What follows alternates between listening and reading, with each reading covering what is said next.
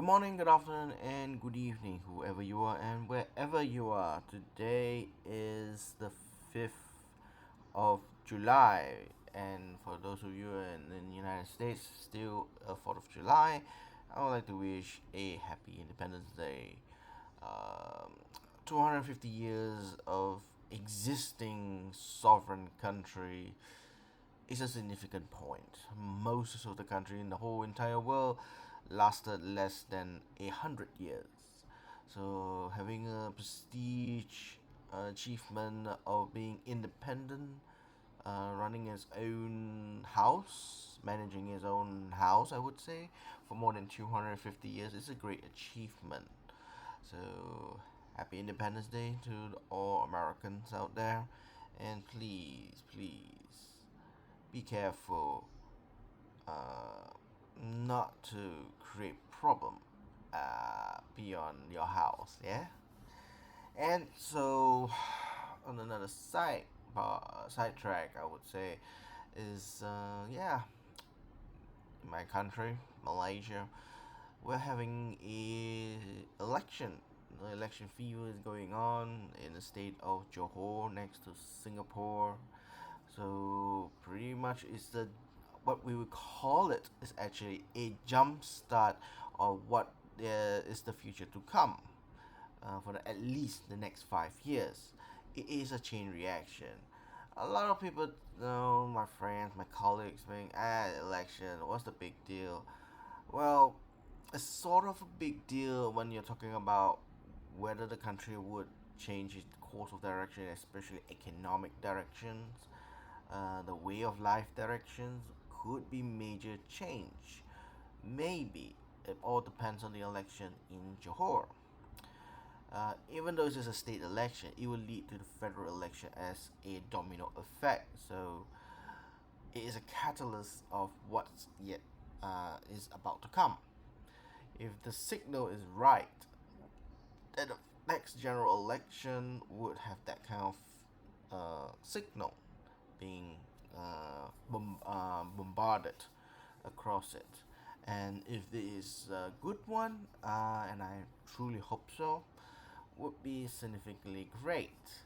But if it's not, I would foresee Malaysia would be on the so-called coma for, in economic sense, in coma or dormant for quite some time, as we are reverting back a lot of our economy. If we rely on our economic basis, that is religious matters will become more focused. The problem is, my concern is we worry that we might become like Iran or becoming more like Pakistan or Afghanistan. I won't go extend to Afghanistan, but probably like Iran or Pakistan would be a similar emulation of economic move. We don't have the ability to be like Saudi Arabia, um, just because we don't have a certain expert of allies. So naturally, it will be kind of the opposite direction of on this course of time. So I hope that it won't happen. That is the worst case scenario. But in best sense, if the current government or the certain party do better, that's under the current prime minister, I would think the country will flourish much better. And giving another 10 or 20 years, if this goes on similar case, as people become more progressive, more economic centric, I would dare to say that we will become on par with Singapore as an economic hub of Southeast Asia. Of course, the big giant is still sleeping, which is Indonesia. In Southeast Asia, I always believe Indonesia will become the most powerful nation in this region. They will have the economic power. They have, probably I can dare to say that they already have military might in this region, but definitely economically they are quite behind. But they have huge untapped potential for their economic benefits. So I hope that one day in the future they will have that uh, realization, and economically they will flourish. Naturally, they will be the number one, the biggest economic powerhouse in Southeast Asia, because population-wise, Indonesia is 300 million. The larger your population, the larger your GDP will be is. So that's how naturally we see China. That's how we naturally see India uh, stepping into the position as one of the top 10 most powerful country on earth. You don't have the population, it's really difficult because you have to artificially push up. This is what happened in Singapore. They artificially push up. Even in Singapore, nearly 1 million to 2 million of its population on the island are foreigners. Technically, majority, absolute majority, are Malaysians who are living in Johor Bahru side, going through the causeway, work in Singapore, paid in Singapore. Probably they pay tax in Singapore also, because Singapore is not that stupid. The government, they are not that stupid not to collect tax. And then they bring their money back to Malaysia and they make a big fortune. You know, we always say that you can be a janitor getting paid equally as a consultant in Kuala Lumpur. So different job scope, but disparity of the wealth is absolutely different. So yeah, it depends on the personal feeling, I would say, or the logic of uh, of of of getting a simple task, getting higher pay or equally paid like a educated person, being a consultant as an engineer or being a consultant and blah blah blah, anything like that. And in the end, a janitor makes more money than you or making same similar money than you. So what's the effort for? You know. So this is what it is, I would say. So Singapore untapping potential is that artificially inflates. They need foreign external help to drive their economy and their GDP higher and higher. If they don't have the 2 million, huge unemployment, economic might collapse. I would say at least the equation of the 2 million population. So Singapore's original citizens are really small for its island. It's an ICC state, so you don't expect it to be the top 10 or the top tiers powerhouse, comparing and trying to compete with Indonesia or countries naturally has a big population that has so much room to improve. Can you imagine each one of those person in Indonesia was Singaporean? 300 million Singaporean mentality and driving the economy like Singapore. I think we can compete against United States or China itself. You know, we don't know. The future is a mystery. But what I can say is, potential hit in Malaysia is that this state election can bombard and create waves, domino effect. Yes, the word is domino effect across to the next state election, which is in Negeri Sembilan, the nine realm states, and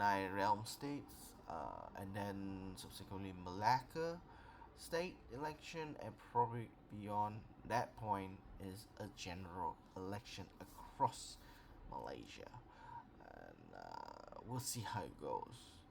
Um, just a personal view about. Sorry, I talk about politics in my country rather than banknotes. It's just that something I need to record this because it's something, an event triggered moment that is kind of important when I, do personal recording of this video. Is this that there's a new political party rise up, and it's a political party that is really multiracial in a sense that they don't talk about race and religion. They talk about the most basic bread and butter issues. And knowing that they are a political party that is only just last month brought up brings a huge potential for the generation that has not uh, bothered about politics. Now, in Malaysia, politics are normally for people who are affluent, those people who have lived through life. Then you feel like you have the right to vote. We always say that the younger generation do not need to talk about politics. You need to focus on education. You need to focus on getting a good job, okay, and raising a family. When you reach the point that your children are able to go to school, that is where you start talking about politics. By that time arrive, your planning is not for the kids. The planning is like it's for your retirement, because the programs that they're pitching now, they will come into fruition in the next 10 or 20 years. By that time arise, when it grows into a tree, from a sapling into a tree, you're already in a retirement age. So to benefit the younger generation, they should know, and that is why many countries have converted from the voting age from 21 to 18. Thank Lord that Malaysia previously we have converted from the 21 to 18. It was a really hard for the old elite politician to push from a 21 age voting age to a 18-year-olds, because they believe that 18-year-olds are too young to vote. Too young because they don't know politics. True enough, I would say yes, they don't know politics because they weren't ready for politics. Because why? The education system did not teach kids, the students, about country civil matters. Many other European countries, many of the countries in America or Canada, they have these civil studies. Basically, you educate the students what is your civil rights, what is your duty. You are a voter. There is a judge, a jury system, whatever it is. There's a parliament. What are the parliament contains? What is the prospect of their duties? How do they function? These were bare minimum. Were not even taught in my country. For myself, I was more politically aware because we went through, I would say, so-called unequal treatment of rights. There was once in the past there being another race in my country, and then is considered you are a second class citizen.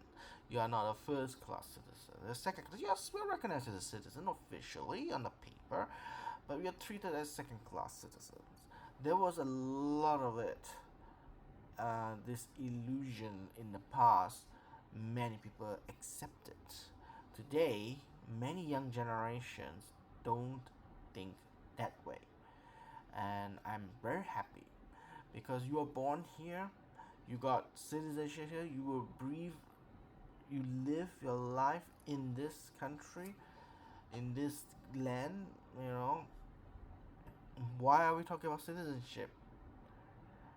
You should be a citizen, and you should be treated equally. And that is where we brought in this new political party in Malaysia. uh, I don't expect them to be government anytime soon, because they have to pursue every aspect of people's life. The most of it they have to persuade is having the younger generation to promote them to go and vote. Regardless whether they are voting for what party, they need to get out to vote. And in statistically, whatever the younger generations are thinking what they need from the government, the new party actually naturally uh, uh, follow their demands, because the focus is about, can I get a job? Can I get a cheaper healthcare, or at least in utopian society, a free healthcare, a universal healthcare, or universal insurance to cover all citizens, mandatory to cover all citizens, in healthcare insurance, a proper and dignified retirement savings. Yeah, you started working at 20, but you already started your pension scheme when you started working in the early 20s. And you only can take it out when you will retire, probably at the age 60, if the age of retirement doesn't rise. You need to start it early and end it not to start too late. And this new political party is actually trying to capture the so-called Generation Zs, and hopefully in the future Alpha and Beta would join the lead. Millennials is already nowhere to go here and there, nor here nor there. Sadly, I mean, on the millennial side, we went through so much things and we didn't get nothing. We are kind of in the calamity of the baby boomers, and then now we have the Gen Zs outsmarting the millennials. The millennials are kind of like in the transition movement. They don't have any control, nor they have the ability to survive. So millennials are kind of in the middle of nowhere, okay, in certain aspect. So yeah, new political party fighting against the two old political parties, and one quite radical party. So we do not know what is going to go happen and so forth, so to speak. And I wish them, and the state election in Johor, it will be held next week Saturday. So there's one more week to campaign, and I hope the best of luck. At the moment, in my personal opinion, if I were a voter, my way of voting is this. I know people not like to talk about how they who to vote, how to vote, but then this videos, I do this for my own personal clip too. When I grow old or become senile, at least I still can watch this video and remember what I said on those period of time of the year. If I were a voter, if I were a Johorian voter, there are two aspects that I'm thinking. If I'm thinking to support my future much grandeur, better and build a society also for the younger generation to support me, I would give a chance of the new political party, the yellow party in color, a chance to move into a political arena. I don't expect them to be government. That's the problem here. There's a caveat. I don't expect them to be a government at this point of time, nor the coming 2 years, but to drive the people to get them aware that this new party is not the old Vanguard party. Okay, it doesn't have the old blood in it. It's drive differently, new inspiration. I dare to say more modern political party. It is a fight like similarly during the days where we try to struggle for independence. A movement of a party or a body movement of organization at that past try to achieve from the British. Nobody dares to think that it's possible, but it succeeds. And lastly, they govern for more than half a century until they become an old school corrupt, I dare to say corrupt themselves in indulging in wealth and prosperity. New party is always a new generative, and genuinely I know that a lot of the politicians, the candidates, are virgin politician. Now what does that stand? A virgin politician to me is a word that is, they have no idea what this politics is all about. They are from a common man. They are an average Joe with no political whatsoever connection. They just quit their job thinking of running this public office or so that they can build a better country for their children. Kind of sound cliche, but know that their background is they are not a politician. They don't know how to maneuver like a politician. Means they don't know how to lie as a politician, and that gives them an A plus grade from me to them. A genuine candidate to become a politician that doesn't know all the dirty tricks as a politician need to be running power.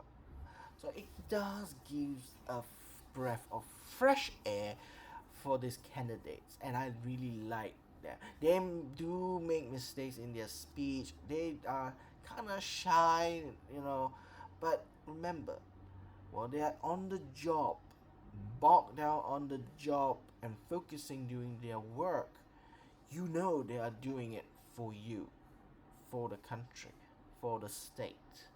No hanky panky. No lobbyist can corrupt them. Okay? No lobbyist can push them because their money, their funds are donated directly from the people. Similarly, like in United States, the person that I admire is Democratic candidate for Senate of in Texas, Territorial. All his fundings were from the average Joes, normal voters. There were no PACs, there were no lobbyist money donations or ultra rich donors to Territorial's camp. And that one is something that I actually really happy. If I were American voter, and especially in Texas, Territorial got my vote actually. So in Malaysia, we are having the same thing. We have Territorial in Malaysia, a party that generates in that same move, and I'm really very happy. That's the plus part. That's the negative part. They're only running enough candidates to be in opposition. Even they win every single seat 100%, they are not able to be a government. And they make one rule that they promise to the people, which I think is really, really difficult to make a promise if it's for survival, if the election breaks down, becoming a worst scenario situation. They won't work with coalition with other political parties. They will stand as opposition till the next election. Okay, they are not going to compromise. The word is they're not going to compromise. When they don't compromise, it is a very strong moral position. But that works when they win. If they lose, means nothing. And when they win, and then the other political old vanguard political parties didn't get a majority, they have to compromise by working a loose coalition with other political parties and so forth. They have to compromise. And the problem is we won't see but this new party being part of the government. They have already committed to the voters. They are not going to go in to become a government for this election, for the current term. So that is something that is the negative part. Now the caveat for me as a voter, I love to vote for this new party, but the caveat is you're not going to be a government. So where is my vote going to be meaningful? It stands in nothing. Unless you really drive the people that they really yearn for you, and then you yearn to have a candidate enough to vote becoming a government, then my vote will swing to that side. On the other hand, right now, I am selecting one of the old parties because they are established. Alright? They have the number of candidates to be a government. So yeah, I pretty much would vote for the other side. If we're talking about government, if you're talking about principle, the new party seems to be great, but they're not going aiming to be a government. They're aiming to be a strong uh, uh, opposition party on the opposition side. So it's a good start, I would say, naturally, and hopefully when they go continue their hard work, people are aware. The most important thing is giving confidence to the people to switch side, because a lot of our political landscape is based on race. You know, they're just based on your racial profiles, and then you vote based on your racial profiles too, to be safe. So it's very very difficult to pull those things out and put into a new area. You need a lot of convincing. That is my advice to them. So that's election, sensation election in Johor state election, for me to remember in the next couple of years, perhaps, when I rewatch this video. Anyway, on to the second part here is about my collection. So recently, last Thursday or so, I got three of my new banknotes in my collection. I'm adding in. So it's a mail call for this one. Got it in the auction from Europe. So yeah, my usual auction, online auction.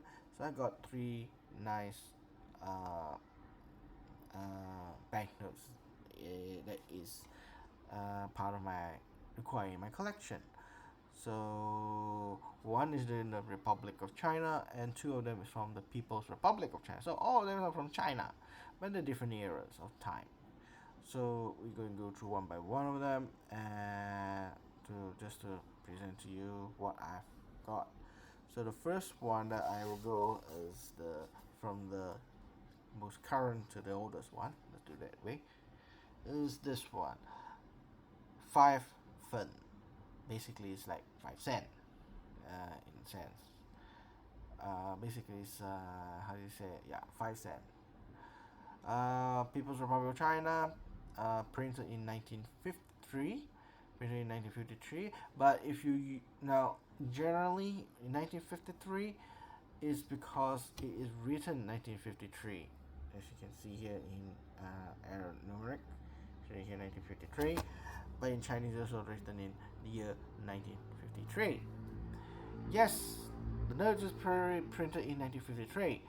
But if you look at the Chinese catalog books, specifically Chinese, don't look at the English English written catalog books. They were right here 1953, which PMG is using. Okay, PMG using the PIC number, serial number, and the PIC shows that this banknote is printed in 1953. The additional information is that although it's printed in 1953, but it was issued to the public, okay, issued to the public in 1955, 2 years later. So the note wasn't even existed in the public in 1953, but it existed only starting at 1955. Some extra information about this note. Now, what is so significant about this note is not only just its high grade, 64 EPQ, which is pretty much very good, one of the last grading number under choice uncirculated. When you reach 65 and above, is a very elite note. I would say it is a gem uncirculated condition. What's so special about this note is because the serial number. This note has the block number in Roman, and then it has the Arab numeric in the back. Sorry, at the back. That means the quantity wise of issuance of this note is actually much smaller. Now there are two types of version. One is with serial number, and the other one is with just the block number. Now the block number is the all repeated printing in that block number, so the quantity wise is huge. At the beginning, they were in control of their issues, like any countries would, using their currencies to control and make sure that the banknotes, there's no duplicate. Sadly, hyperinflation happened. Inflation happened in China in the early days, in the 50s. resulting them to print larger denomination. Well, before they printed a larger denomination, they printed more of these notes and issue quickly to the public. So by that time, they print this one out. They, rather than having a number, they just print out with the block number. It's much easier, and the sadly is not controlled. You do not know the quantity, and the counterfeits will be able to counterfeit much easier when it's just only a block number and not having the serial number on it. With the serial number, it's much more difficult because it's a lot of control, so you can identify whether they are duplicates. It means they are being counterfeited and so forth. So at that time, the reason is they move from serial number to just only a block number is because simply the supply and demand issue during the early stage of the hyperinflation in the People's Republic of China in the 1950s. Standard during this this is a second, considered as a second series or second design of the note, where the Chinese took on themselves to print the banknote themselves, designing their own banknote, etc., etc., etc. Compared to the first one, were getting help from the Soviet Union because the country just got out from the Civil War, being a country still young, so they get assistance from a communist partner from the Soviet Union to help them teaching them how to print design and print the banknotes. So they're a lot different, which I'll show you the later one. The next one is actually that story. So this one, everything is here. Is written in the back.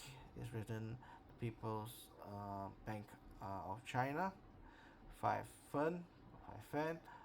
Some might say Fen. I know.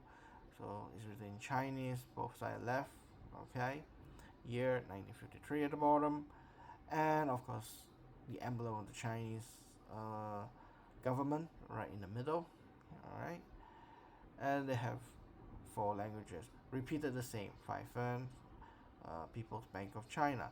This is written in, now a lot of the thing is Arabic, but this is mainly in Xinjiang province area. So most of them are Muslims. They are East Turkmenistan kind of situation. So Xinjiang, they will use this. So they're written here. This is written in Tibetan. So it's written here, and this is written in. Now a lot of people think it's Manchu, but I know this one should be Mongolian because they treat, the Chinese government treat the Manchurians similarly on par with the Han. It's just different people, different clan, different dialects, but they're still part of like a proper China. To them, the Xinjiang province, the Mongolians, and the Tibetans, they at that time they still think that they are external of the proper China. They are the extension of their hands over to these territories. So to unite them, to unify them, their banknotes are written all these 4 languages, proper China and the non-proper China, but within one country. So the languages they have written in such manner. So yeah, 5 Fen, it's pretty common notes. Now, how much is the note in the market? Well, you can see it for yourself online. With the serial number, they will go up more than 500, 600 ringgit for the note. I got it much, obviously, better price than what I just mentioned. Without the serial number, with just the block number, you can get this just for only about 5 or no more than 10 ringgit, I would say. Some might just sell you 2 ringgit, but a bit better, worse condition. So it is inexpensive to collect those, the one with just the block number, but with the serial number is a whole total different ball game. It can go up to 500, it can go up to 600. If you gotta grade it even higher, you can go up to thousands of ringgit for this type of note. And for me, in a collection, I don't have this note.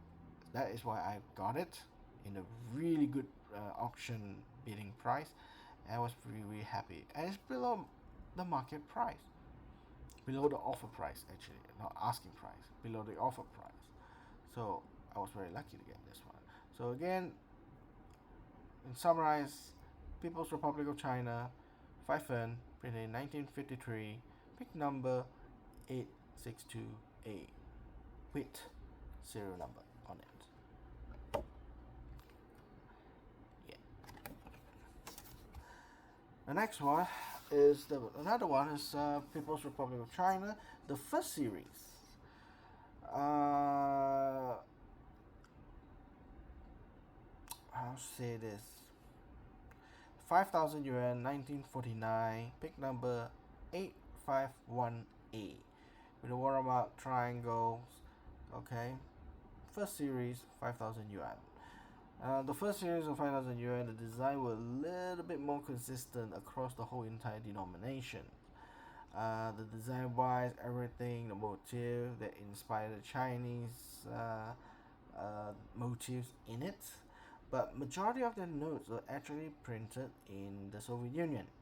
So the ink technology they were printing out, the intaglio print technique designs and so forth, is by the Russians. Of course, they were helping, not just helping, they were also educating the future generation of the Chinese citizens, so that they can make their own printing their own banknote, which resulted this one. On the second series, will totally much more independently print. Well, certain notes they printed themselves, but they also do still young country. They're still getting help from the Soviet Union to print their banknote because they do not have enough infrastructure to manufacture or print out sufficient enough of banknotes for the public users. Even at that time, the population in China were about 500 to 600 million. So the usage of the quantity they require for them to use banknotes were much larger scale. So without enough printing factories and so forth, they still rely on the Soviet Union for help in their printing of their banknote. Now this banknote is a bit more rare. The first series of the Chinese banknotes, they are expensive. They are at the high level, regardless how the conditions are. So that is why I don't mind the conditions terrible, so long they are genuine. Because a lot of these notes, because a lot of people, they know, the scammers, the counterfeiters, they know this note has a lot of value. A lot of people will fetch this as a high demand, so they counterfeited a lot of these kind of notes. Some counterfeiters are terrible. It's pretty obvious if you've seen the original ones and consistently looking at the first series, you know that is pretty obviously it's counterfeit. They're flat, there's no intaglio feel to it, there's no sharpness of it, of the note. You know that's pretty bad counterfeit. But they are high-end counterfeiters that they try to emulate the same patterns. Everything looks similar, same, but they are not real. And those are the ones that is very dangerous to get scammed. Okay, those are highly dangerous, especially denomination beyond 5,000, 10,000, and 50,000, and those printed specifically to be used in Mongolian region, Tibetan region, and also Xinjiang province region. Those banknotes have a special unique back, because the back they will use their native language, like the one I just said in the back on this one. So each note has specific, but when they unify into one design, one pattern, the second series will have all the languages in behind here on the reverse. But in the first series, the front will be all in Mandarin, okay, and the back will follow up with those regions languages. Okay, those are very expensive because the quantity they printed out for these regions are really small numbers, extremely small, and those are the ones, those are high rollers. Those notes can go up to 6 figures easily. Okay, 6 figures easily. Uh, if you are lucky to get this note, you had to go there, and some people that don't believe the note is worth something, you got it for a cheaper price or got it for free. That is the only way you can get the notes if you don't have the capital. If you have capital, go to the auction, go get it. 6 figures, you pay for it, you burn the money, voila, you have that collection. There are people have it and graded it, and believe me or not, if PMG actually got those kind of notes, they will actually go extra mile to make sure the notes are genuine. That's how serious it is. I've heard those high-end banknotes, high-value, ultra-rare notes. PMG will go extra mile to check and examine that note whether it's genuine or not. And all those Chinese banknotes, that I mentioned, those outskirt non so-called Han proper regions, they'll go extra mile to check the notes, make sure the paper is actually built, the material from those eras. Definitely, they are not bleach papers, so they are not sharply white color papers that we have in the modern facilities. So the intaglio print, they go through the ultraviolet rays to make sure there is no funny business of erasing and so forth, and blah blah blah and all that, or any repair on those notes. They will really go microscopic on this type of notes, really much. So I don't know about this note, but probably not. This will go through like conventional, three people looking at the notes from their eyes perspective, and then look through under the light to make sure that the quality is there, and then genuinely they use their eye. But when it comes to a very ultra rare and very high level of counterfeits or of those notes, they'll go through all those kind of spectrums where eyes can't see. Excuse me.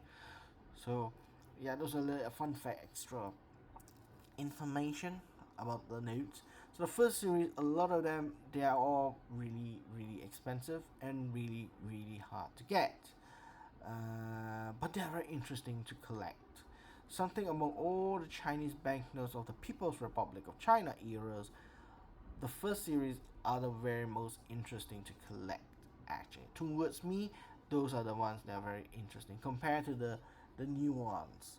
The newer ones, they are not so interesting. They are small quantities, they are rare, they are expensive, but not interestingly to look at compared to the ones on the first series, which is so much of motif design and so forth. The reason is because there wasn't enough technology to make sure the counterfeiters are able to counterfeit them. So the only way is back to the basic. Do a lot of motif design, complex motif designs. Making the counterfeiters difficult to duplicate exactly the same motifs. The more complex the motif design, the more longer time for them to crack, or longer time for them to manufacture the counterfeit notes of this type. Yeah. If the notes are much more simpler, then the faster they can print, now time equals money, then they will do it. But the more if you don't have holograms, if you lack of the watermark specialist design on the paper, then the motif of it would be the only way, and that's how the first series, the Chinese banknotes, took path, make their design complex. And so they did make it complex enough so that the counterfeiters, when they want to counterfeit this note, is it worth the time to achieve the profit margin? Probably not. At the 1950 and 1960s. So that's how they actually counter against people who try to make fake money or counterfeit of this time of era. 5,000 yuan is a huge currency, but it was during the period where it started to creep in inflation. Actually, this is where the point where they started inflation. The back design is simple. Or in China, these notes are much more common because and huge quantities compared to the others. That's because this is printed in for China in proper China area region. So it's written in Chinese, Arab numeric, which is quite universal, and then it's written in Chinese denomination, Arab numeric denomination, and also Arab numeric in the year. At the back, the front is written in Chinese for the year. Basically, it's written from this one is written from right to left. 1949 year, literally translated in Chinese calligraphy, Chinese character. 1949 year. So yeah. Watermark is supposed to be triangle, but when you come to this kind of condition like 15 or 20, even 20, it's really, really difficult to see the watermark clearly and sharply. Watermarks can see really clear and sharp when they were above 45. Even 35, 30 grades is a bit difficult, but you can see the so-called blurry vision. This one I can still see like something triangular here, but you really need to focus on it to see those watermarks on it. But yeah, PMG, they have the technology, they have the tools to actually see whether the watermark is there. One of it is testing is the density of the paper. The watermarks is actually depend on the density of the paper. The area where it's being pressed a lot creates the white area, and those dark areas means they press less. So the paper in that area is actually thicker, thus creating the watermark patterns. So if you see, remember, if you see the light area, the area that the thickness of the paper is actually much thinner. The area that is dark, they're actually thicker. Okay, and you can use X-ray machineries to X-ray this. You can see the density of the paper. That's where you can see the watermarks much clearer. That's how they identify easily without using the naked eye to understand does it has watermark or not. Sometimes it's old papers, okay, when they are so worn out, the watermarks actually is not watermarks. They might see this all is probably stain marks, because a lot of stains, a lot of foldings will actually make it difficult to see the watermark. So even this note itself, I'm trying to see overall right now, can I try to see it overall? It's very difficult because this is where this paper has been worn, has been used very highly frequently used. So those things can't be seen very easily compared to a note that is clean, pristine notes. Then you can see the watermarks. So the only area that I can see is where there's no ink or less effect. So always on the border I can see there is some pattern, but even that we don't know. I can't see a really sharp pattern that tells me it's written as here triangles. Can't see that.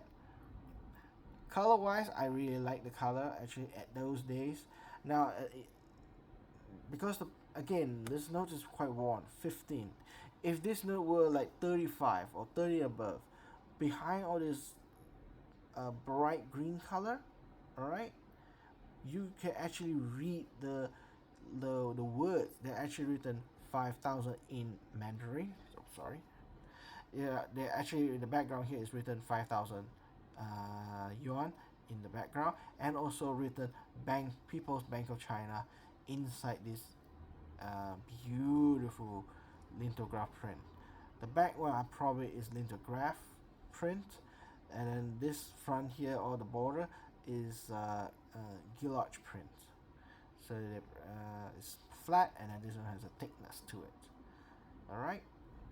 I can't see you zoom in, it's quite blurry, but actually you can read it. I have to zoom in with a bright light to actually read this. But because it's very worn off, it's kind of difficult to see from far.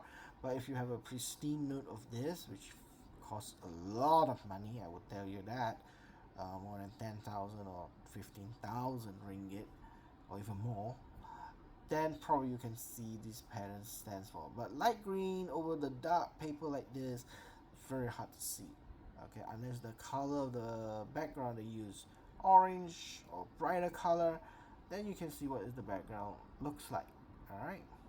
So yeah, People's Republic of China, 1949, 5,000 yuan, with a watermark of triangles. Pick number 851A. Nice. Now we go even older note, much more worn off, no grades. This is the development, the Bank of Territorial Development, the Bank of Territorial Development. It's one of the early days of China's bank notes. Pick number 566I. Now, when you hear a lot of AI, means there's a variation. During the early days, the variation is because a lot of those banks in the early days of the Republic of China, they weren't centralized.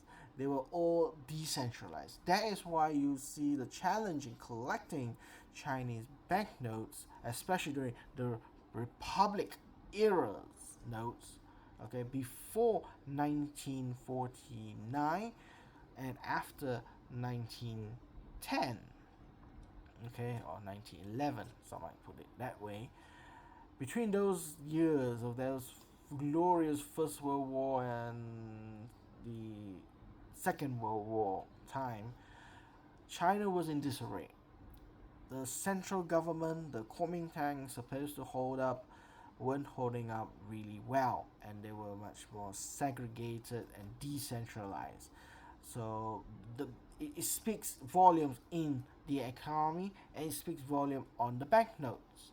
That is why you see Chinese banknotes. There's so many versions of banks printing their own money because they are running on the bank that is having the saving and rely legal tender on those region. So this note is one of them. The bank is the Bank of Territorial Development. That's the name of the bank. Okay, it's written here. Yeah, the Bank of Territorial Development. Okay, and it's $1, and this is actually the branch is Harbin. There are many banks, of course. There are many branches they have, but this note specifically controls and was issued in for the use for the people in Harbin. Okay, there are other areas like Jiangsu, Beijing or Peking at that time, so they have their own banknotes, but the print is the same. It's just that the name of it is changed. The signature probably remain the same, or they have additional signature on it. The serial number may be in different design and so forth for the security. The words for the main function of it may change a slight, so they will write a new condition here, and the signature will remain the same if I'm not mistaken, or they have additional signature for the branch itself as a security purpose.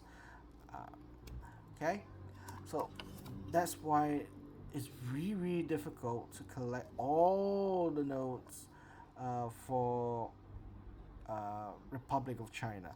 If you were creating so-called a Grand Master collection folder of your collection, China is a void. You will never achieve it unless you are a billionaire and you have the ample of time to find those notes. Okay, it's seriously unattainable goal. Seriously, really high in the heavens. So for me, collecting the banknote is if I got one of these, that denomination, I'm done. I don't really bother the other branches and so forth. I don't really bother the A, the B, the C's and so forth. And I got the I, so that means there's A until A B C D E F G H I J K L M N O P Q R S T U V. All the way, blah blah blah. I'm not gonna collect them all. I don't have the money because these notes are really, really, really, really, really expensive in the open market. And I read is Harbin. I was really, really lucky that Harbin was one of those really second most or third most expensive note among all the variations, which tells me a story that these notes were small in quantity. Yes, it's so black, it's so worn, That's the thing. Can I afford it? A new uncirculated note? No, I can't. They're super expensive. And a lot of people are still yet to understand or have enough collectors in the out there know that this note is really, really rare. So the smaller the people that is chasing this note, the easier for me. Okay. And I was one of those lucky few at that period of that time getting this note beating. I was really, really, really lucky. Okay, extremely lucky. I think this note at this kind of condition, I think it's about 2005, 2006 ringgit, but I got it in five figures. Let's just put it that way. From 100 to 999 ringgit, I got this note. I won't tell you how much I got it actually, but yeah, you can find out whether this note.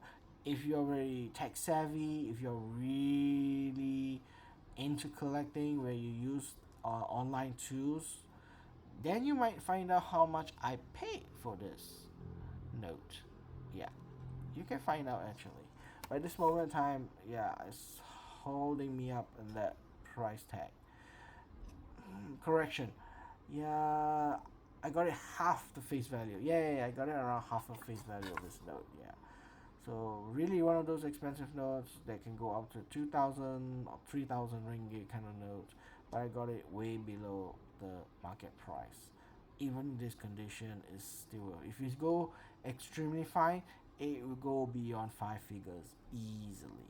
This type of note, it's really rare, really nice. The color, well, it's green color. I think it's quite nice again. But I really do like how they use this portrait. It shows farmers with I think it's cow or mule carrying things, and at a very far background here there is a steam train. I don't know if you can see it. Yeah, with a steam train passing through the countryside. I really do like this kind of images on the banknote, especially for such a bank.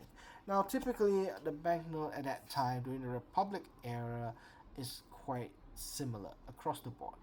The front will always be in Mandarin, it will be in Chinese, written in Arab numeric and Chinese characters for the denomination.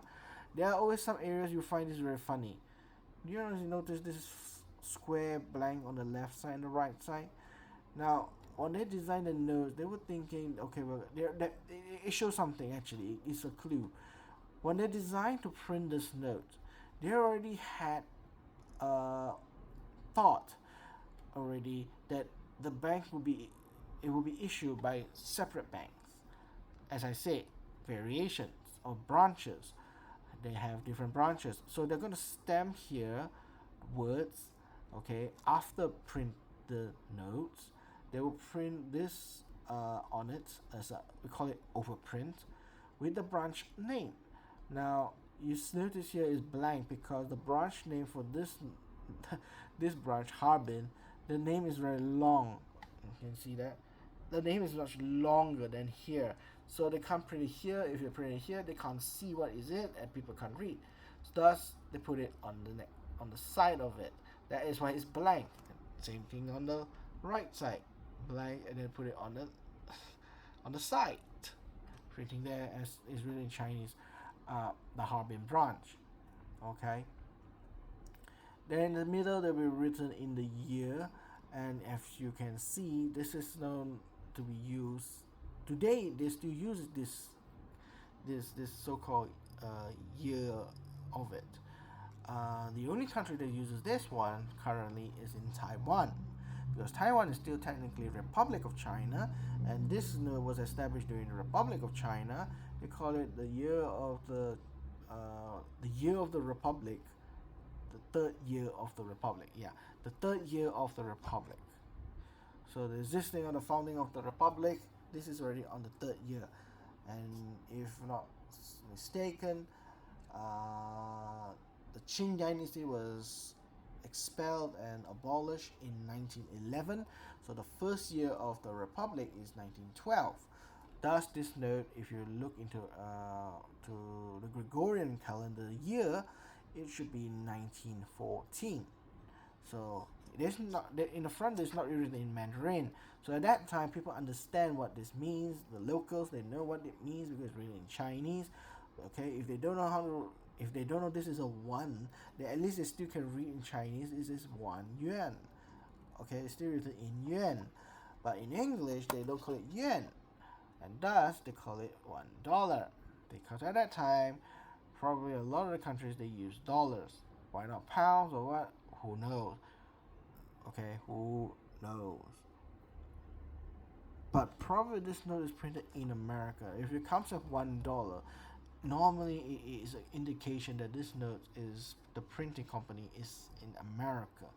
It always had that. I have the hunch. Okay, who knows? The only way is to know is actually bottom here. They will be written in the company that is being printed, but right now I can't see anything here to translate it.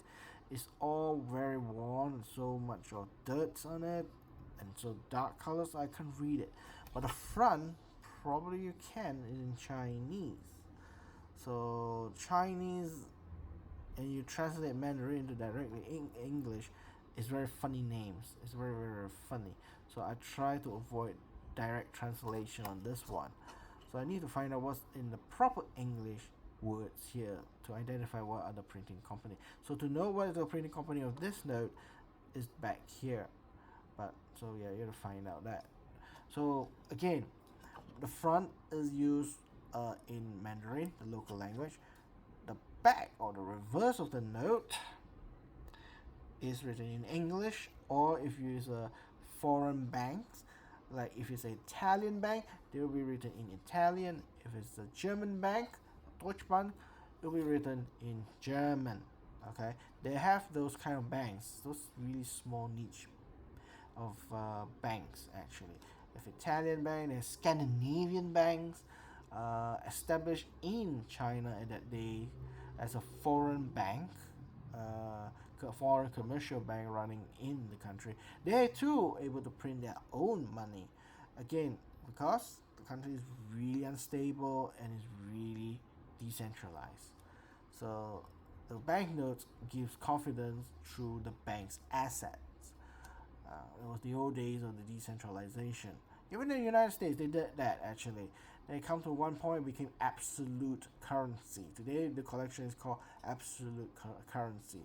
Currency that is no longer have value. The currency has been abolished by the federal law that all banknotes legal tender is centralized into one, printed by one, the Federal Reserve note. So the older notes that you see, the gold and all that, blah blah blah, the older days that you see the Chicago bank notes, blah blah blah, they no longer exist. They cease to be valued. Okay, so that time China still is running in that system. These banks in that branch has a value of 1 yuan because they hold gold or silver or whatever material they have, an asset in their bank to represent this note of $1 or 1 yuan. So the back can't see much actually because it's so worn. I can see here in the middle is $1 with a symbol of $1. $1 symbols at the foresight in aeronumeric, and this is written in here at overprint. NB, NB, payable by 10 demos. I don't understand why it means demos to the dollar, and it's written here Harbin with serial numbers on it, with the bank manager and the accountant sign on the banknote, and in Western sign. And most probably this is not actually original sign. This is probably a ink stamp print on it. $1.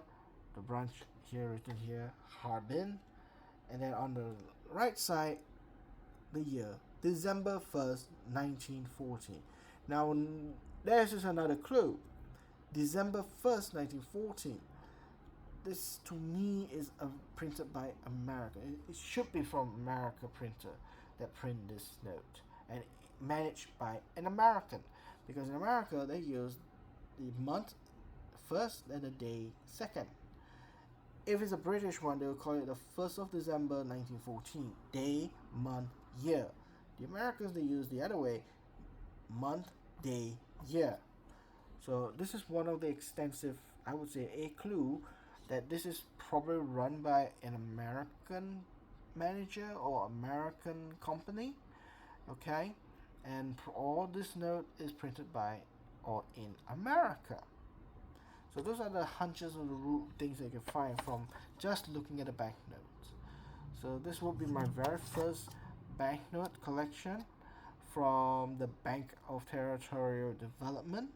It's one of those early days, 1914. So it's one of those really difficult to get kind of notes, even for its era. So I'm really happy to get this note. The eye-catching part I like is actually this one. I really love. The rest is kind of mediocre in the design, I would say. But the decision to make the portrait or the image of the scenery of the rural China looks like really is beautiful. I love it, and that's what attracted me to get this note. I don't have a single note of this.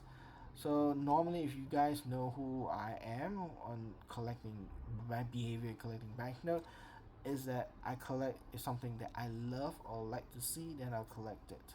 If I don't have that collection of those year or the series of that denomination or that year for that note, like this one, I don't have any of it. This is the first one.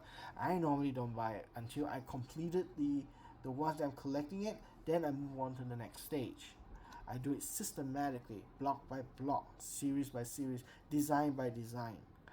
So this one, I just got attracted and gotta have it in my collection. So yeah, the Bank of Territorial Development, printed in 1914, or in Chinese where you call it the third year of the Republic. Printed in Harbin for Harbin branch, pick number 566I. Yes. 566I. And that's the note that I have for today. So for all y'all who have survived through this long video, I have to say thank you very much. If you like this video, do give me a thumbs up. If you would like to see my future video, do subscribe. If you have any comment or any add-in information, or even something that I say is wrong in collection of numismatic, okay, the second half of this video, please, I welcome you to correct me. I don't declare myself as a self-proclaimed expert. I'm just an average Joe collecting something that I love, something I liked as a passion, and I don't claim myself as an expert on collecting, but I do learn, and I continue to strive to learn. And again, my motto is collection. If you're being collector, there is no right or wrong. You collect based on what you think is right, through your heart, through your desire. So that's how I see myself. Okay, so thank you very much, and I hope to see you real soon. Thank you.